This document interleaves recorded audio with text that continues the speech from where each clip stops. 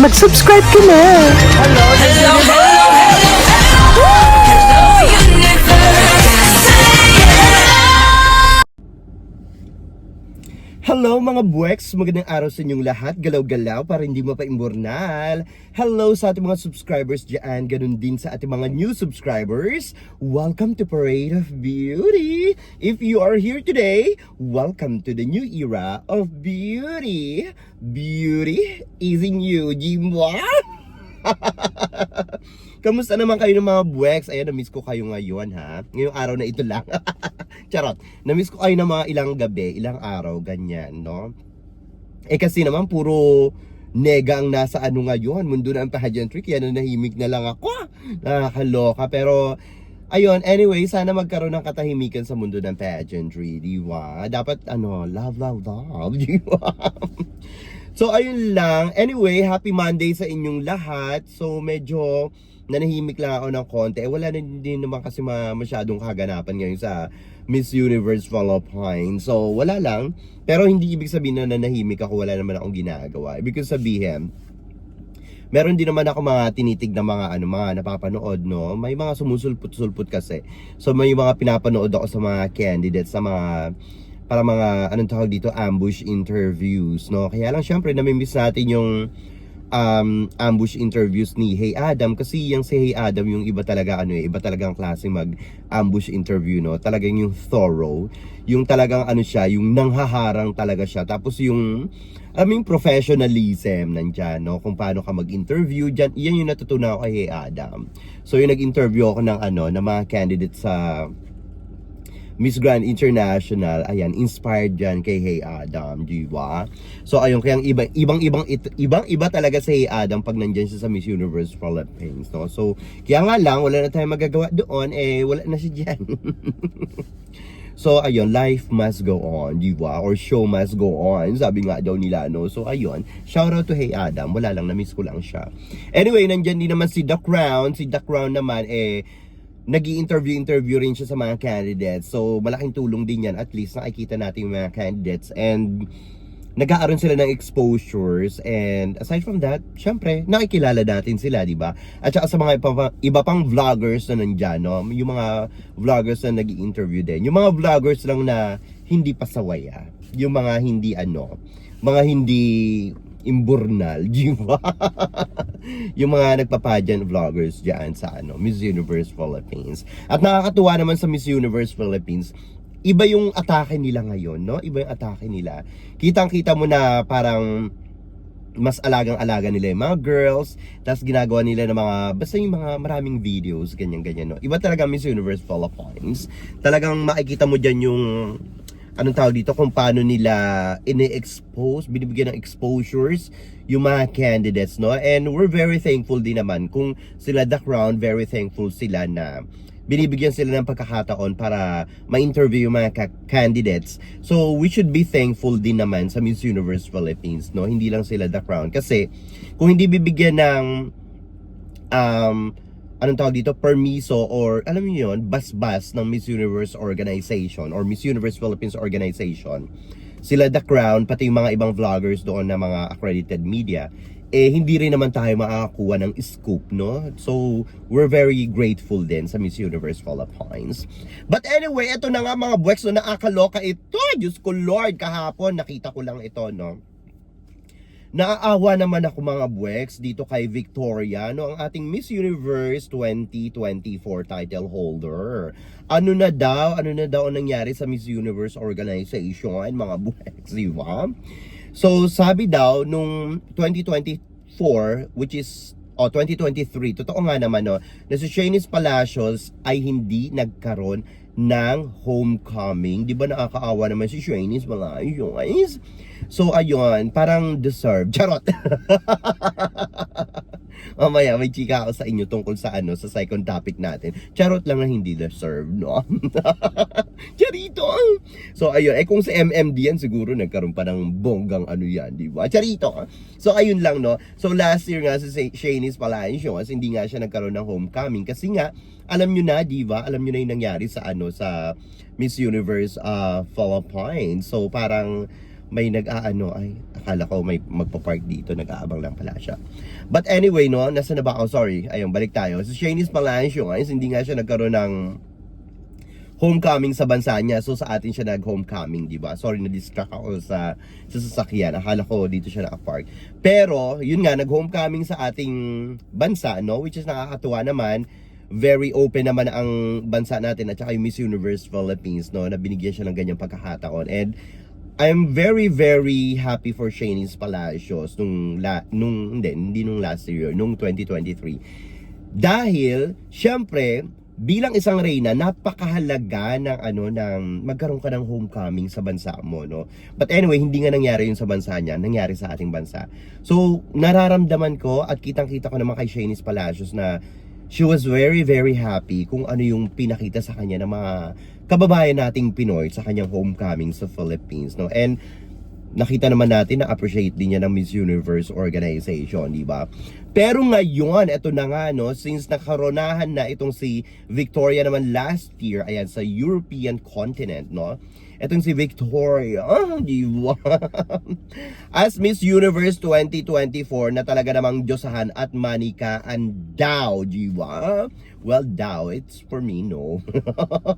Hindi talaga, no, kung makikipagkrumpalan talaga, makikipagsabunot, makikipagbaldahan, puksaan, bardagulan talaga ako sa mga nagsasabing ano yan, Diyosahan, no. Kasi I've seen her in person, di ba?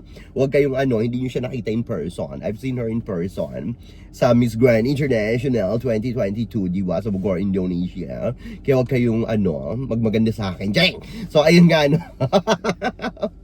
Anyway, hindi nga siya magkakaroon ng kanyang homecoming, di ba? Kasi nga, ayun, etong chika-chika, babasahin ko na lang para madalian tayo, di ba? Ang sabi dito, the current Miss Universe, ayan, 2024 Victoria, hindi ko na babasahin kanya last name kasi mahirap so may not be having the privilege of having a homecoming ceremony, where according to the reply shared by Miss Universe Denmark organization to one of the comment, has revealed a frustration between them and Miss Universe organization, as one of the replies transcribed as follows. Ito daw, ang sabi, ito na, tinranslate na siya.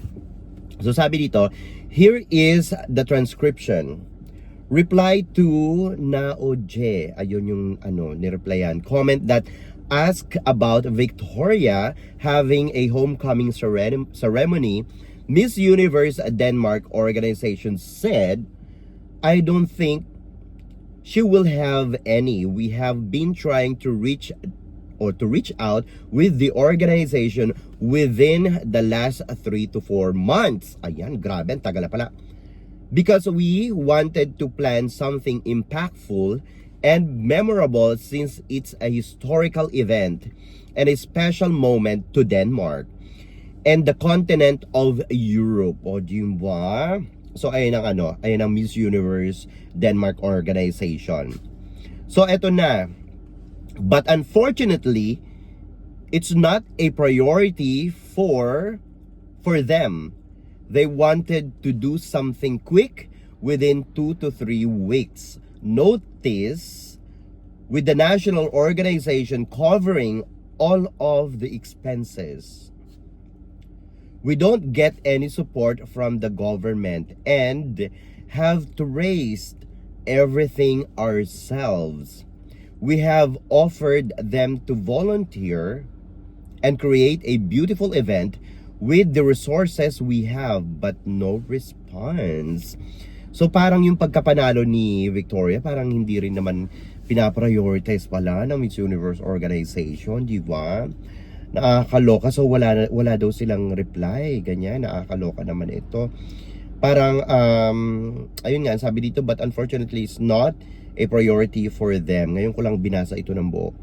So ayun, parang gusto nila is parang 2 to 3 weeks lang yung notice. Siguro, well, sa part naman na yan na 2 to 3 weeks ang notice, kasi nga, syempre, Miss Universe yan, no? Parang syempre, dyan naman sa part na yan, I cannot blame Miss Universe organization. Definitely, they have a lot of plans already with Victoria, kung sa kanya mga photoshoot, sa kanya mga events, sa kanya mga sponsors, no, ng Miss Universe organization. And To be honest, sa part na yan, I understand Miss Universe organization, no? Siyempre, kailangan nilang ilako si Victoria, no? Na parang wala din naman nangyayari. Charot! Di ba? So, kailangan nilang ilako ng bonggang-bongga si Victoria. And I believe Miss Universe organization, they are very strict and tight sa kanilang schedules, diba? Yung isang taon, parang kung iisipin mo, sabi nila, isang taon ang haba niyan. Pero kung iisipin mo, parang ang igsi lang, diba? Biruin nyo, kakokorona lang sa kanya nung November sa Mexico. Anong petsa na ngayon? Anong buwan na magma-March niya, diba? So kung iisipin nyo, parang ang bilis ng panahon, parang kahapon, Christmas, New Year lang, ngayon, February, and then mag-e-end na yung February, magma-March na, di ba? So ganun siya kabilis, so nakakaloka talaga. Kaya siguro, I cannot blame the Miss Universe organization din kung 2 to 3 weeks lang yung hinihingi nilang parang ganyan, no? Na para kay Victoria. Sa kanilang, ano ba yun, sa pag-notice ba yun sa kanila na, or parang madalian lang? So, kailangan talaga kasi nilang expose si Victoria. Siyempre, ang daming ginasos. I mean, Miss Universe organization, they spent a lot of money for their pageant that held in Mexico, di ba? So, ayun, for sure, gumastos siya ng malaking pera, no? At kailangan nila itong bawiin, di ba? Sa pamamagitan nga ni Victoria, di ba? So, ayun lang, nakakaloka lang. Well, sa part ni Victoria, naaawa ko kay Victoria kahit naman hindi ko sinasabing sobra siyang diyosahan or maganda-maganda, ganoon naman talaga kasi nagpapakatotoo lang ako, no? But anyway, sa case ni Victoria, like yung nangyari kay Shanice Palacios, for me, naaawa talaga ako kahit na itong si Victoria ay hindi siya yung pinaka-bet na bet kong Miss Universe title holder, ibig ko sabihin nakoronahan, pero syempre, she is still our Miss Universe, no? And you know, we love Miss Universe, and whatever Miss Universe organization, you know, decided or decision, I mean, what can we do? We should have to respect that, no? As long as bahala na sila sa buhay nila, no? Wala na akong masabing kasunod dun sa as long as, parang as long as ganito, as long as ganyan. Pero kasi kung saan banda mo titignan, ang dami nilang kamalian din, no? But anyway, kung ano may maging decision nila, bahala na sila dyan. Business naman nila yan, no? So just leave it to them na lang. I mean, it's none of our business na. So ayun, nakakaawa lang naman din tong si Victoria sa kanyang for sure gustong-gusto niya magkaroon ng homecoming, 'di ba? Na ipakita sa kanyang bayan and of course sa ibig sabihin sa bansa niya, and ganoon din sa kanyang nasasakupan sa European countries na talagang naiuwi nila ang corona na Miss Universe, 'di ba? Nung nakaraang taon. So ayun nga, hindi nga siya magkakaroon ng homecoming, 'di ba? Yung kay Shanice Palacios naman, syempre yung sa kanya naman, iba naman yan. Kumbaga, ibang case naman yung kay Shanice Palacios, diba? Sa bansa niya, kumbaga, parang against siya kasi, diba? Against siya sa, sa current government nila, diba? Nung time na yon. So, parang naging blacklisted yata siya doon, pati yung kanyang national director. Just correct me if I'm wrong, no? Yung mga issue na yun dati. So parang ganun yung yung mga kaganapan nung time na yun sa mga hindi po aware sa inyo. And sa part na yun, medyo understandable naman kasi syempre kinalaban mo yung government mo, 'di ba? So syempre malakas talaga yung government kesa sa isang nilalang na ibig ko sabihin na isang citizen or mamamayan ng kanilang bansa, 'di ba? So talagang wala kang laban dyan. So, ayun, parang blacklisted siya. Hindi ko nga alam kung nasaan si Shanice, kung nasa US ba siya or nasa bansa nila sa Nicaragua. Anyway, kasi yung mga lugar na mga latik sa US, yan yata yung Miami, di ba? Miami or Miami, o ganun, bahala na kayo, di ba? So, ayun, dun sila na, pumupugad, no? Pag, nasa US sila. Kasi maraming mga latik dyan, di ba? Mga, alam nyo na, mga Latina. So, but anyway, ayun nga yung reason doon. So, kaya siya walang homecoming, tapos welcome sa ating bansa, which is nakakatuwa naman yun, di ba? And she was very, very grateful, and ganun din ang Miss Universe organization. Pero itong kay Victoria naman, ito talaga ang problema talaga, di ba? Parang, ayun na nga, parang hindi daw siya priority ng org, di ba? Ayun, yun sabi na nga nung Miss Universe Denmark organization, di ba? So eto kasi kumbaga, lagi ko nga sinasabi sa inyo dati nung last year, sa Australia, sa European countries, sa Singapore, yung mga ganyan-ganyan, yung mga first world countries, hindi naman nila talaga priority ang beauty pageant, lalong-lalo na sa European countries, di ba? So ito lang naman talaga mga sadyang mga Latik, no, at saka mga Asian countries lang naman talaga yung, alam mo yung nagpapatayan pagdating sa, ano, di ba? Yung mga pageant fans, ang init. Lakas ako lang yung aircon ko. Yung mga nagpapatayan pagdating sa, ano, di ba? Sa beauty pageants, itong mga Latik at saka mga Asian countries. Pero pagdating naman sa, ano, sa mga European countries, Australian, ayan, New Zealand, Japan, di ba? Or Japan nga, hindi nga sila ano sa beauty pageants eh. Pero nasa Asian country, di ba, sila? Kahit yung Singapore, ayan, di ba? So karamihan lang talaga sa mga Latin, especially Latin countries, ayan, no? Lahat sila talagang, ano, nagpapatayan din, nakikipagpatayan din sa beauty pageants, di ba? Pero yung sa Asia naman, syempre may mga Asian countries din naman na hindi rin naman talaga nagiging sobrang involved sa beauty pageants, no? Yan lang, Philippines, Indo, at saka ano pa, Vichin, di ba, mga Chai-Chai, ganyan, o Myanmar, sama nyo na, Cambodia, di ba? Laos, medyo ano lang naman, yung mga, ano, taga doon, hindi naman sila masyadong, ano, di ba, hayok na hayok sa corona, parang go with the flow lang sila, so ayun. So ayun, nagpapataya ng mga, ano, mga pageant fans sa mga bansang ito, pero sa mga first world country, parang ang inaano nila, ang focus nila sports, no? Talagang parang marami pa rin ang hindi nakakilala sa, alam mo yun, sa Miss Universe. Kaya nasabihin mong number 1 pageant pa yan, no? Sa world ng pageantry, sa mundo ng pageantry. So marami pa rin talagang hindi nakakilala dyan. Kahit nga sa Miss Earth, sa Miss International, or sa Miss World. Siguro Miss World medyo kilala pa kasi sa European, ano, di ba? Yung ano niyan, parang, anong tawag dito? Nag-originate, di ba?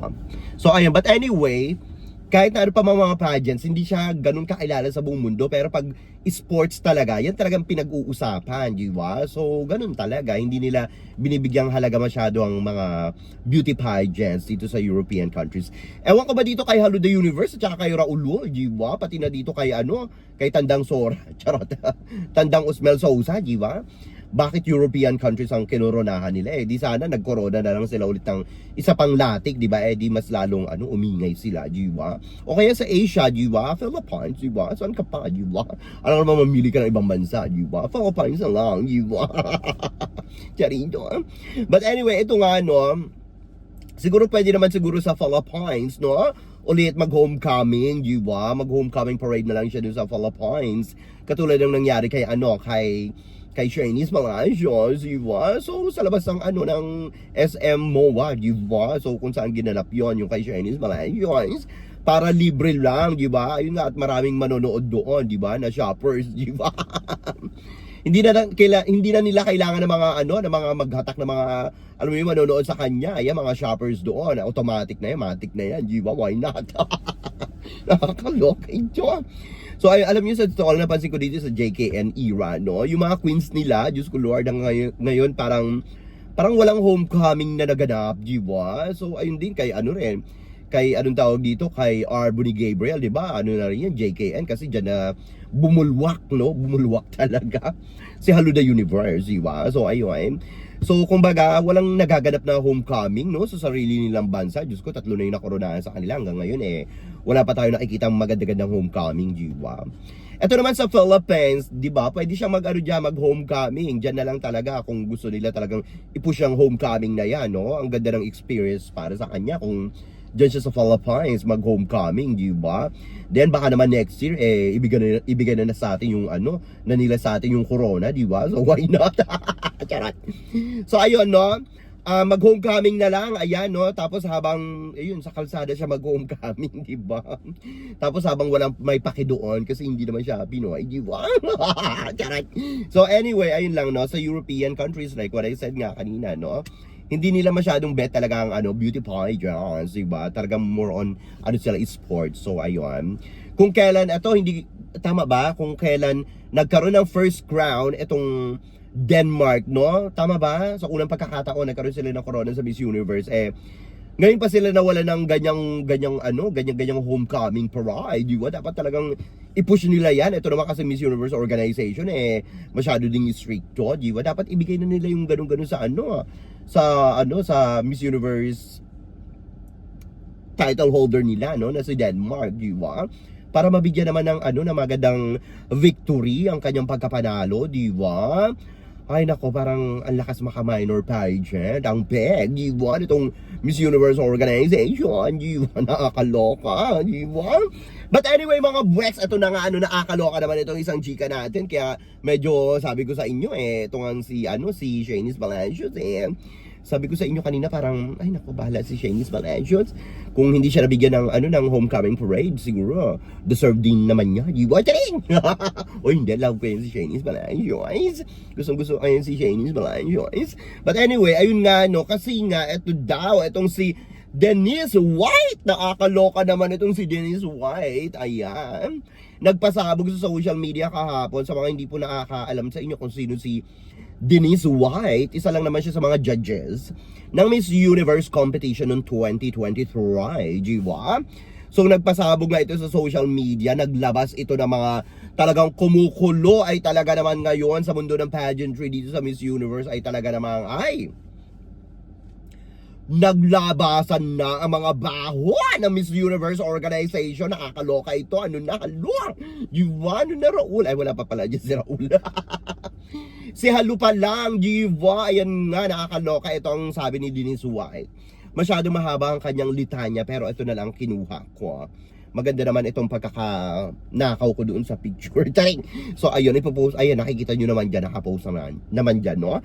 But anyway, ito nga ang sabi niya dito. When I judge Miss Universe organization in 2023, when Paula, si Asukal no Sugar't, ayan, stepped down, ayan, and had been pressuring Paula saying no matter what, Thailand must make top 5. Nakakaloka ito, di ba?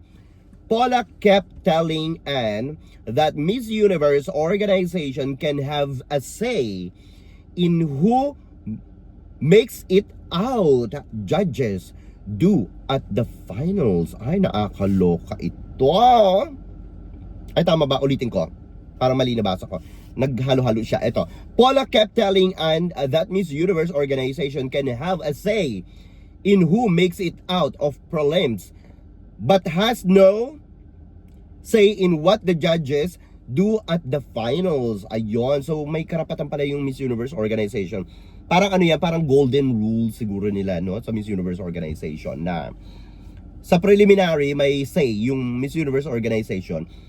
Kung sino yung mga papasok sa preliminaries pa lang, no? Siguro yan sa first cut, ganon, diba? Sa first cut pa lang, ganyan, no? Sa top 30, top 20, ganyan-ganyan, no? So sila talaga yung may say kung sinong gusto nilang ipasok. Yung may-ari ng organization, which is ito namang Miss Universe organization, meron na silang golden rules. Siguro kahit na hindi pa may-ari niyan yung IMG, hindi pa yung may-ari yung si Hello the Universe, siguro Trump era pa lang, kumbaga batas na ito sa Miss Universe organization. So yung parang yung sinasabi ni Paula Sugar't, no, na kahit na si Hello the Universe na yung may-ari ng organization, meron pa rin talagang golden rules. Talagang hindi ito dapat matibag, di ba? Hindi dapat magiba. Kaya nga lang, itong si Hello the Universe, hindi yan ang kanyang sinunod, di ba? So talagang gustong-gusto daw nitong ipasok si Chai Chai. Ayan. So ang sabi dito ni Denise White, Anne kept insisting she could do something. Part of the reason Paula left. Ay, ito pala ang dahilan daw. Kung bakit talagang umalis itong si Paula Sugar't sa Miss Universe organization, kasi hinihintay natin to, di ba? Syempre mga bugahan ni Paula Sugar't doon sa sa finals ng Miss Universe 2023 sa El Salvador. Kumbaga, parang kitang-kita mo doon sa mga bugahan niya, meron siyang itinatago, no? Parang pinakita niya na lang yung pagiging professionalism niya, di ba? Pero ayun, sabi ko sa inyo dati, meron niyang mas malalim na dahilan kung bakit siya nag-resign. Kasi nung umpisa pa lang nung taon na binili ni Hello the Universe o Miss Universe organization, mukhang okay naman sila, di ba? Pero pagdating nga sa El Salvador, biglang ayan na, di ba? Nagkaroon na ng mga ganyang-ganyang galawan, di ba? Biglang nag-resign na itong si Paula Sugar't sa Miss Universe organization. So, meron talagang malalim na dahilan, at ito na nga yung sinasabi ni Denise White, di ba? So, ito nga daw, and Anne kept insisting she could do something, ganyan-ganyan. Part of the reason Paula left, although there are other reasons which might come out someday. Ay! may mga sasabog pa talaga itong si Paula Sugar, 'di ba? Nagsampa nga ito ng ng kaso dito kay Hello the Universe sa Thai court, 'di ba? So hinihintay din natin yung magiging, syempre yung mga magiging eksena diyan. Gustong-gusto natin yun, 'di ba? So ayun, no. So titignan natin yan sa mga susunod na araw. Mukhang marami pa talagang pasasabugin itong si Paula Sugar, no? She kept telling Anne that she refused to be a part of any of those scenarios where something would not be fair or ethical. Ayan, nakakaloka itong si Denise White. Talagang wala ding preno ang bunganga, no? Pero sana noon niya pa ito nilabas, di ba? So, but anyway, merong part doon na sinasabi si Denise White na ayun nga, syempre, gustong-gusto ni Hello the Universe na ipasok talaga si Chai Chai sa top 5, di ba? So, tulad nga ng sinasabi ko sa inyo nung last year, yung naglabas naman ng statement, no, itong pasabog ni Hello the Universe earlier last year tungkol kay Paula Sugar about sa, alam niyo yun, sa mga anong tawag dito, mga galawan ni Paula Sugar, yung mga under the table, ganyan-ganyan, yung mga sinabi ni Hello the Universe, no, nung last year. Tapos, di ba, sinabi ni Hello the Universe na parang, anong tawag dito? Bakit daw wala mga chai-chai na mga judges nung Miss Universe 2022, di ba? Natatandaan nyo yun. So sabi ko sa inyo, so meaning to say, gusto ni Hello the Universe magkaroon ng mga chai-chai na judges nung 2022, nung panahon ni Celeste Cortesi. Para syempre makapenetrate talaga ang chai-chai. Si Anne, no? Anne din yung pangalan nung kandidata nila, yung may pa-award pa nga, di ba? Yung talagang pinush ni Hello the Universe na magkaroon ng award, itong si Chai-Chai, di ba? But anyway, siguro nung time na yon may-ari na si Hello the Universe nga na Miss Universe organization, pero hindi pa ganun ka-powerful, di ba? Kumbaga may galawan pa rin yung yung IMG era, no? But anyway, siguro since nga hindi nakapasok or hindi makakapasok yung kanyang kababayan na si Chai Chai nung year 2022, nilaglag din nito si Celeste Cortesi, di ba? So parang nagkukonek-konek yung mga sinasabi ko. So talagang parang may control nga itong si Hello the Universe. So yung sinasabi nga ni Paula Sugar na may say yung Miss Universe organization sa prelim lang, di ba? So that means to say, obviously, na hindi rin imposible na may galawan si Hello the Universe kung bakit sa prelim pa lang ay napaimburnal na si Celeste Cortesi nung time ng Miss Universe sa 2022, di ba? O, di ba? Tama nga yung analysis ko noon. Tamang-tama ang analysis ko noon na panigurado may kinalaman itong si Hello the Universe kung bakit napaimbornal ang Philippines sa Miss Universe noong 2022. Kasi nga, hindi na ipasok itong kanyang Chai-Chai, hindi nyo ipasok si Chai-Chai noong 2022, ilaglag din si Philippines. So total naman meron palang say ang organization sa preliminary pa lang. Di ba, nakakaloka itong si Hello the Universe. So ayun na nga, no. So ito nga nung 2023, so diyan na sila nagkabangga ni Asukal, no. Kasi nga ito nga si Hello the Universe ayaw niyang gawin, no. Ayaw niyang talagang tawag dito, sundin yung golden rules. Kahit na talagang halos ihambalos na sa kanya ni Hello the Universe yung mga golden rules, talaga nagmamatigas pa rin ito, di ba? So gusto niya talagang ipasok si Tunying, di ba? Sa top 5, di ba? But in fairness naman daw, sabi naman daw ni Denise White, na si Antonio Purcell, kahit na hindi ito dayain sa scorings or kahit na hindi ito ipilit ni Hello the Universe na ipasok sa anong tawag dito, sa top 5, yung kumbaga Antonio Purcell's yung merit niya, parang she entered the top 5 by her own merit din naman talaga. And I'm pretty sure Antonia Purcell is deserving din naman talaga sa top 5, no? She deserves to be included in the top 5. And you know what?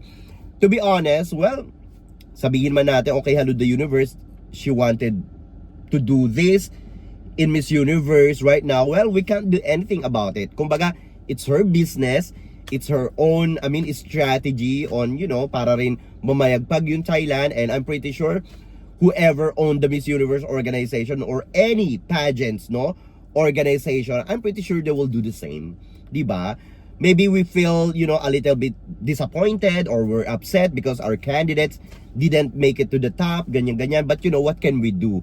This is Miss Universe organization, and Miss Universe organization owned by Hello the Universe during that time, no? So definitely she has all the rights, she has all the controls. It's her prerogative. We can't do anything about it. We can't dictate her, you know, whatever decision na we like or we would like na hindi niya naman bet, no? So bottom line, si Hello the Universe pa rin talaga yung dapat masunod because she's the boss of this organization. So whatever people, you know, say during that time, I mean, I believe Hello the Universe, she just don't care, no? Itong si Hello the Universe, I believe she knows what she's doing with her organization. So ayun lang, no?